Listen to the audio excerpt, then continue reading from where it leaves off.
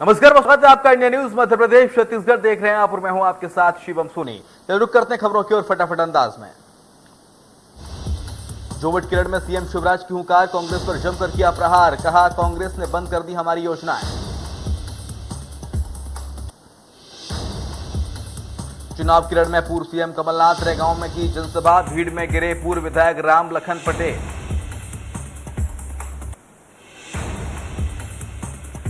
बारिश से फसलों के नुकसान को लेकर बोले सीएम शिवराज सिंह चौहान, संकट की घड़ी में किसानों के साथ खड़ी है सरकार, खराब हुए फसलों का सर्वे कराकर दी जाएगी राहत राशि।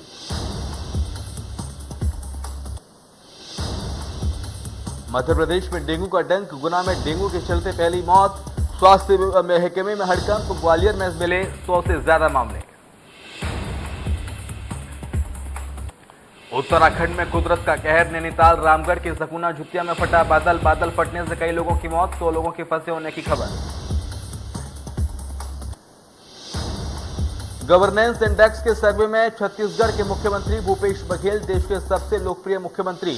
सर्वे में उनको अपने राज्यों में सबसे अच्छा प्रदर्शन करने वाला मुख्यमंत्री बताया है।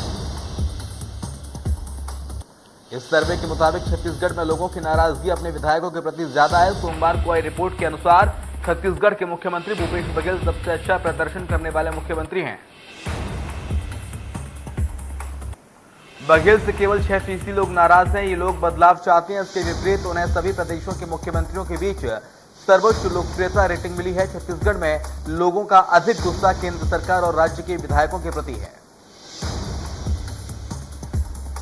टीएस सिंहदेव के दिल्ली दौरे को लेकर बोले मुख्यमंत्री भूपेश बघेल, कुर्सी की कोई लड़ाई नहीं, लॉकडाउन खत्म हो चुका है, किसी को भी कहीं आने जाने की मनाही नहीं।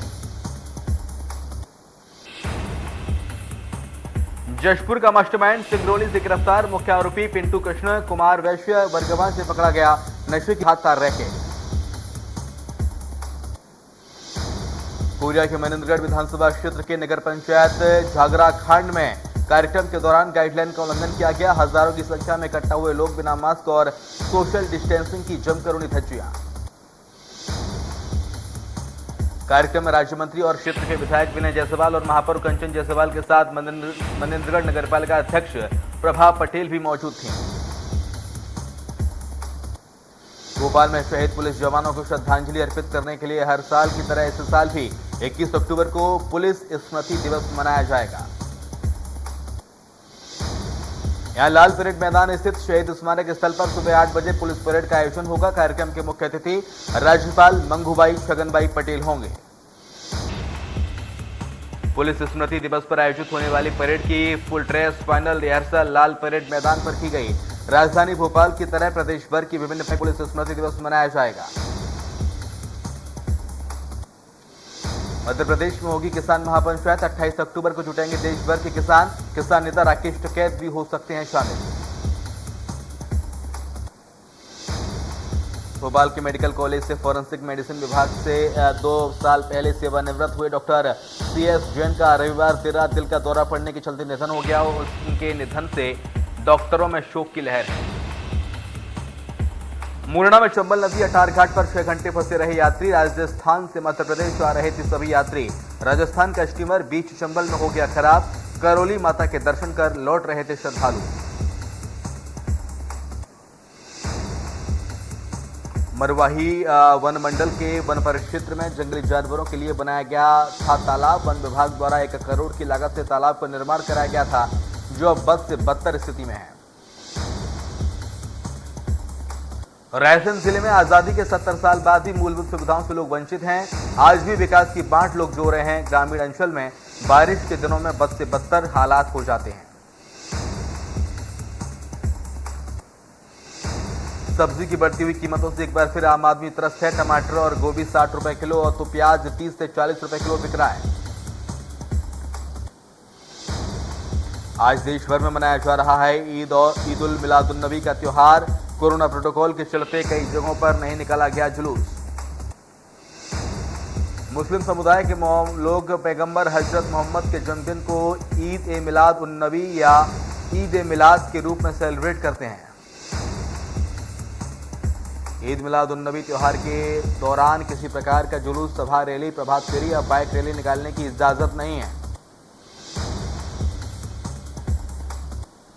आज के इस मुबारक दिन पर देश के राष्ट्रपति रामनाथ कोविंद और प्रधानमंत्री नरेंद्र मोदी ने ट्वीट करके देशवासियों को बधाई दी। राष्ट्रपति रामनाथ कोविंद ने ट्वीट करते हुए लिखा कि पैगंबर मोहम्मद के जन्मदिन ईद ए मिलाद उन नबी के पावन अवसर पर मैं सभी देशवासियों को, विशेष रूप से हमारे मुस्लिम भाई बहनों को मुबारकबाद देता हूं। राष्ट्रपति रामनाथ कोविंद ने अपने ट्वीट में आगे लिखा, आइए हम सब पैगंबर मोहम्मद के जन्मदिन से और इनके जीवन से प्रेरणा लेकर समाज की खुशहाली के लिए और देश में सुख शांति बनाए रखने हेतु कार्य करें। कोरोना के मामलों में गिरावट जारी है। लगातार 5 दिन कोरोना केस की संख्या घटी है और 8 महीनों बाद सबसे कम नए कोरोना मामले सामने आए हैं। स्वास्थ्य मंत्रालय के मुताबिक 24 घंटे के अंदर भारत में 13,058 नए कोविड मामले सामने आए। 19,470 लोग ठीक हुए और 164 लोगों ने कोरोना के चलते अपनी जान गंवाई। कोरोना महामारी की शुरुआत से लेकर अब तक कुल 3,40,49,000 लोग संक्रमित हुए हैं। इनमें से 4,52,454 लोगों की जान जा चुकी है। अच्छी बात यह है कि अब तक 3,34,58,000 लोग ठीक भी हुए हैं।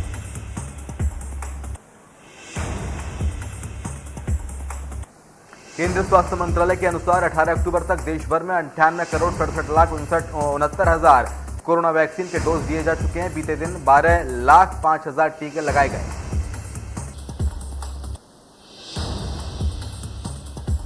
भारतीय आयुर्विज्ञान अनुसंधान परिषद के अनुसार अब तक करीब 59,19,00,000 कोरोना टेस्ट किए जा चुके हैं। बीते दिन 9,89,000 कोरोना सैंपल के टेस्ट किए गए।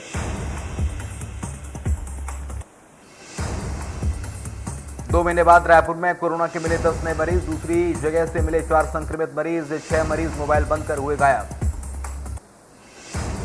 केरल में 24 घंटे के अंदर 6,676 नए मामले सामने आए। इस दौरान 11,023 लोग डिस्चार्ज हुए और 60 लोगों की जान गई। दिल्ली में 24 घंटे के अंदर 15 नए केस दर्ज किए गए। इस दौरान 37 लोग डिस्चार्ज हुए और किसी की भी जान नहीं गई।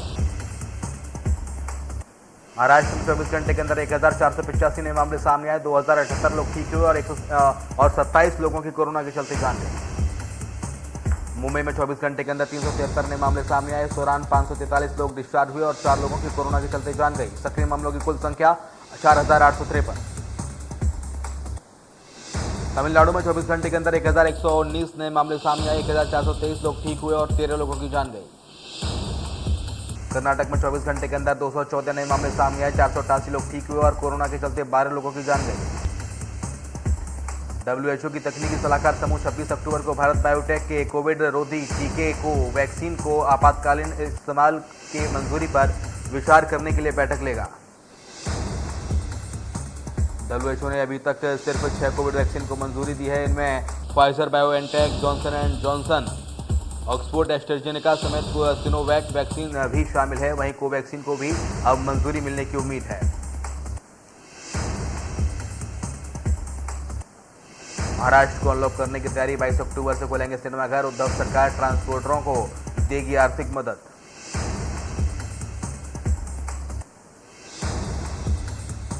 आयरन केस में शिवसेना मंत्री की सुप्रीम कोर्ट में अपील। कहा एनसीबी बॉलीवुड के चुनिंदा कर रही। नैनीताल के रामगढ़ गांव में बादल फट गया है। लोगों के मलबे में दबे होने की आशंका बताई जा रही है। पुलिस और प्रशासन मौके पर पहुंच गया है। नैनीताल की एसएसपी प्रीति प्रियदर्शनी के अनुसार कुछ घायलों को मौके से बचा लिया गया है। नैनीताल में झील ओवरफ्लो होकर सड़क पर आ गई है, जिसकी वजह से पानी भवन और घरों में घुस गया है। पिछले 24 घंटे के अंदर 150 मिलीमीटर से भी ज्यादा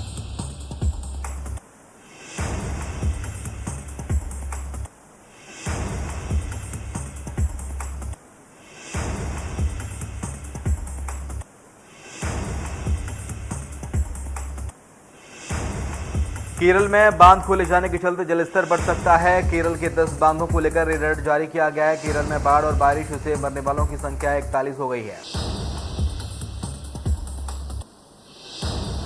केरल में हो रही जबरदस्त बारिश के चलते नदियों तालाबों का जलस्तर बढ़ने के कारण 10 बांधों के लिए रेड अलर्ट जारी किया गया है। खतरे को देखते हुए काकी डैम के 2 शटर खोल दिए गए हैं।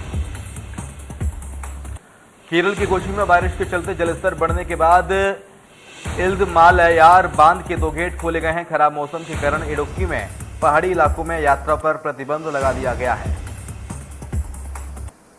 बद्रीनाथ के लामबगड़ नाले में बाढ़ के पानी में फंसी कार, बीआरओ ने बाढ़ के पानी में फंसी कार से यात्रियों को सुरक्षित बचाया। सीबीएसई ने 10वीं और 12वीं के टर्म एग्जाम की डेटशीट जारी कर दी है। 30 नवंबर से 11 दिसंबर तक 10वीं और 1 से 22 दिसंबर तक 12वीं के एग्जाम होंगे। डेटशीट आधिकारिक वेबसाइट cbse.gov.in पर जारी की गई है। टर्म 1 परीक्षा में छात्रों से केवल ऑब्जेक्टिव टाइप के सवाल पूछे जाएंगे और टर्म 2 में दोनों ऑब्जेक्टिव और सब्जेक्टिव टाइप प्रश्न पूछे जाएंगे। प्रधानमंत्री नरेंद्र मोदी कपाट बंद होने से पहले बाबा केदारनाथ के दर्शन के लिए आएंगे। उनके दिवाली या उसके आसपास उत्तराखंड आने की संभावना है। प्रधानमंत्री नरेंद्र मोदी केदारनाथ में चल रहे दूसरे चरण के पुनर्निर्माण कार्यों का शिलान्यास भी कर सकते हैं। दूसरे चरण के 160 करोड़ के कार्य होने हैं। केदारधाम में गुरु शंकराचार्य की प्रतिमा भी स्थापित होनी है। पिछले दिनों प्रधानमंत्री ने कहा था कि वो पुनर्निर्माण कार्यों की वर्चुअल मॉनिटरिंग कर रहे हैं। असदुद्दीन ओवैसी ने भारत पाकिस्तान के बीच होने वाले मैच पर ओवैसी ने विरोध किया है। उन्होंने कहा कि जम्मू कश्मीर में 9 बहादुर जवान मारे गए हैं और आप T20 खेलेंगे। असदुद्दीन ओवैसी ने कहा कि हम भारत के प्रधानमंत्री से पूछना चाहते हैं कि जम्मू कश्मीर में 9 बहादुर सिपाही मारे गए। मोदी जी, क्या आपने नहीं कहा था कि फौज मर रही है और मनमोहन सिंह की सरकार बिरयानी खिला रही है?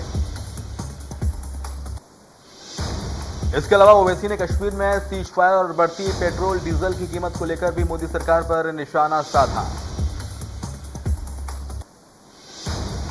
अरुणाचल प्रदेश में चीन को पूर्वी लद्दाख जैसी हरकत का मौका नहीं देने पर तैयारी जोरों पर है। सेना को तेजी के साथ मोर्चे तक पहुंचने के लिए अरुणाचल सेक्टर में 1350 किलोमीटर लंबी वास्तविक नियंत्रण रेखा यानी LAC पर सड़क और सुरंगों का जाल बिछाया जा रहा है।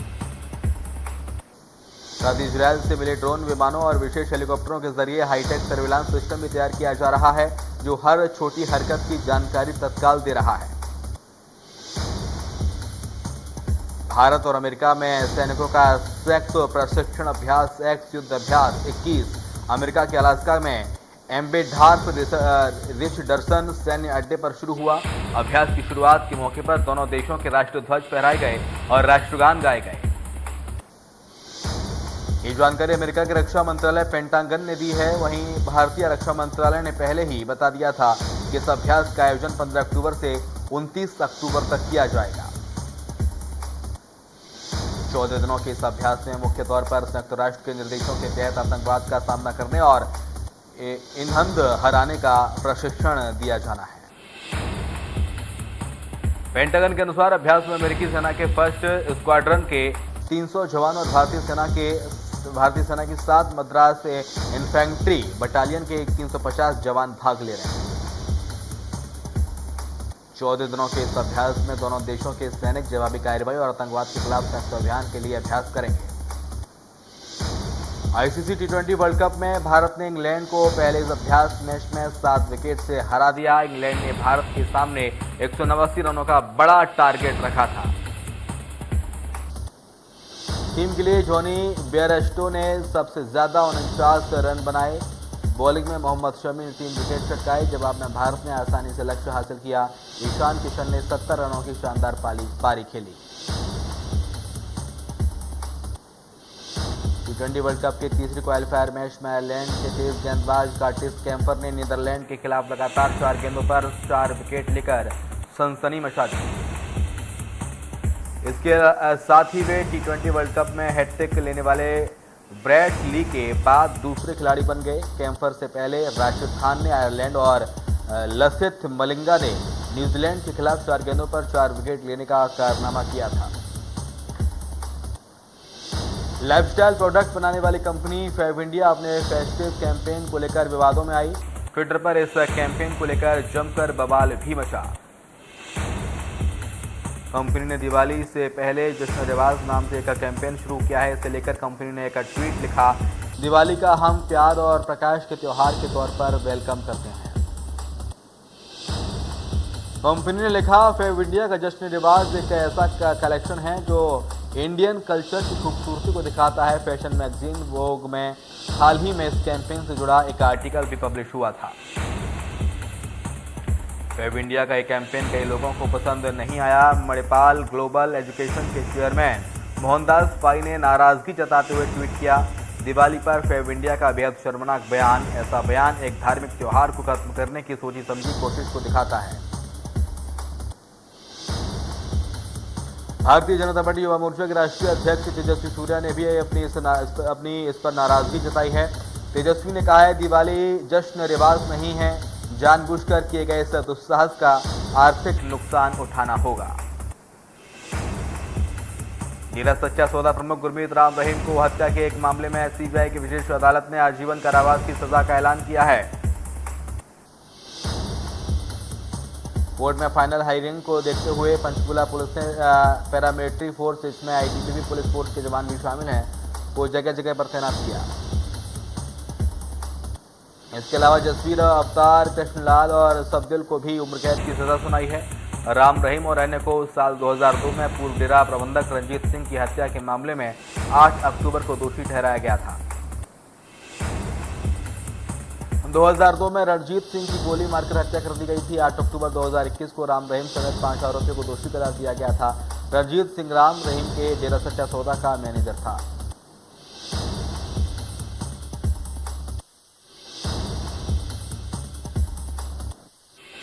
अज्ञात पत्र से डेरादार प्रमुख के निशाने पर आ गए रणजीत सिंह। उस पत्र में डेरे में महिलाओं के साथ यौन शोषण का जिक्र था और उसी पत्र को प्रसारित करने पर रणजीत सिंह की संदिग्ध भूमिका पाई गई थी।